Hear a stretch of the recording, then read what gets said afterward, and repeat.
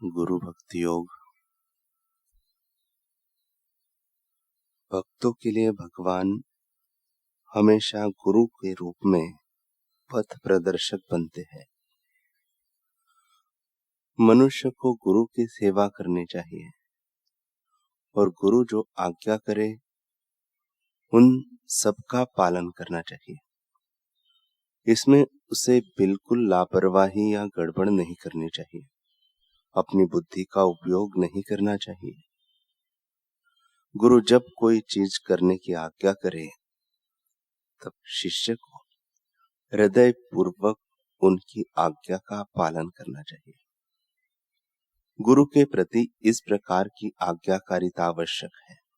यह निष्काम कर्म की भावना है। इस प्रकार का कर्म किसी भी फल की आशा के लिए नहीं किया जाता, अपितु गुरु की पवित्र आज्ञा के लिए किया जाता है। तभी मन की अशुद्धियां जैसे कि काम, क्रोध और लोभ नष्ट हो जाते हैं। प्रियनाथ कडार और राम दो मित्र थे। ये दोनों योगी श्याम चरण लाहिड़ी जी के शिष्य थे। एक बार दोनों काशी गए। वे वहां प्रतिदिन अपने गुरुदेव के दर्शन सत्संग का लाभ लेते व आनंद पूर्वक जीवन व्यतीत कर रहे थे।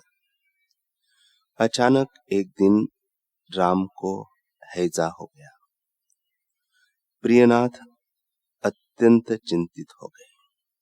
अब यहां किसकी सहायता मांगू, क्या करूं? वे कुछ सोच नहीं पा रहे थे। राम का स्वास्थ्य बहुत चिंताजनक हो गया।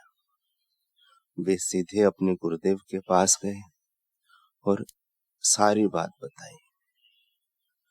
गुरुदेव ने कहा, किसी अच्छे डॉक्टर को दिखाओ। प्रियनाथ ने दो अच्छे डॉक्टरों को दिखाया, किंतु रोग बढ़ता ही गया। अंत में हताश होकर डॉक्टर बोले, रोगी का अंतिम समय आ गया है, अब कोई उपाय नहीं है। निरुपाय शोकातुर प्रियनाथ पुनः गुरुदेव के चरणों में पहुंचे और मित्र की अंतिम अवस्था की बात बताते हुए बोले, गुरुदेव, अब तक तो शायद वह मर गया होगा। लाहिड़ी जी अपना आसन छोड़कर उठे और पास में रखे दीपक से कुछ तेल लेकर एक शीशी में डालते हुए बोले, इसे ले जाओ और जल्द ही उसको पिला दो। प्रियनाथ ने सोचा कि अब तक तो राम मर चुका होगा, अब यह दवा किसे पिलाऊंगा? फिर विचार किया कि गुरुदेव की आज्ञा हुई है तो जो होगा मंगलमय ही होगा। वे जल्दी से मित्र के पास पहुंचे तो देखा कि उसके शरीर में प्राण का कोई संकेत नहीं है। फिर भी विश्वास पूर्वक उन्होंने राम के मुंह में तेल की कई बूंदें डाल दी। वहां उपस्थित सभी लोगों ने देखा कि धीरे धीरे प्राणहीन देह हिलने डुलने लगी, सांस भी चलने लगी और राम को पुनर्जीवन मिला। ये श्रद्धावान प्रियनाथ कटार ही आगे चलकर स्वामी युक्तेश्वर गिरी के नाम से प्रसिद्ध हुए हैं। निष्ठावान शिष्यों, भक्तों, श्रद्धालुओं की श्रद्धा गुरुओं से चमत्कार करा लेती है। ऐसा बापूजी के अनगिनत शिष्यों का भी अनुभव है। लोणी ग्राम, जिला धार, मध्य प्रदेश की जयश्री पाटीदार अपने अनुभव में कहती है कि अगस्त 2013 की बात है। पिताजी की हालत बहुत गंभीर थी। लीवर, किडनी खराब हो चुकी थी। पूरे शरीर में सूजन थी और खून बहुत कम बचा था। हम लोग पिताजी को पूज्य बापूजी के दर्शन हेतु अहमदाबाद आश्रम ले गए।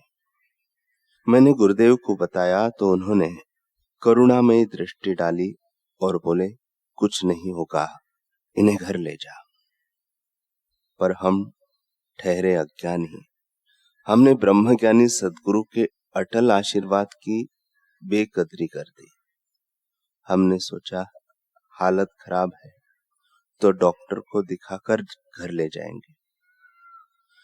डॉक्टर के पास ले गए तो उन्होंने भर्ती कर लिया, पर हालत और ज्यादा खराब हो गई। जितना खून चढ़ाते वह पानी बन जाता। डॉक्टर ने कहा अन्न नली खराब हो गई है, ऑपरेशन करना पड़ेगा, मगर कोई गारंटी नहीं कि ये बचेंगे। उनकी केवल हल्की सी सांस चल रही थी। मैंने बापूजी से प्रार्थना की और प्रार्थना करते करते मैंने वहां से छुट्टी लेने की ठानी। सुबह हम घर पहुंचे।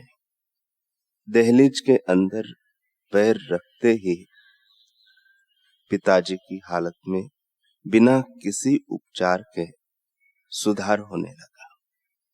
तब मुझे गुरुदेव के वचन याद आए, कुछ नहीं होगा, इन्हें घर ले जा। पानी की एक बूंद नहीं पी सकने वाले पिताजी आज बिना औषधियों के स्वस्थ है। यह सब गुरुदेव की कृपा का फल है। पिताजी बताते हैं कि मुझे यमदूत लेने आए थे, मगर मैंने कहा मैं तो बापूजी का शिष्य हूं, जब बापू बोलेंगे तब आऊंगा। यह सुनकर वे चले गए। धन्य है प्यारे गुरुदेव, जिनकी आज्ञा यमदूत भी मानते हैं। गुरुदेव के श्री चरणों में कोटि कोटि प्रणाम। जय श्री पाटीदार, ग्राम लोणी, जिला धार, मध्य प्रदेश।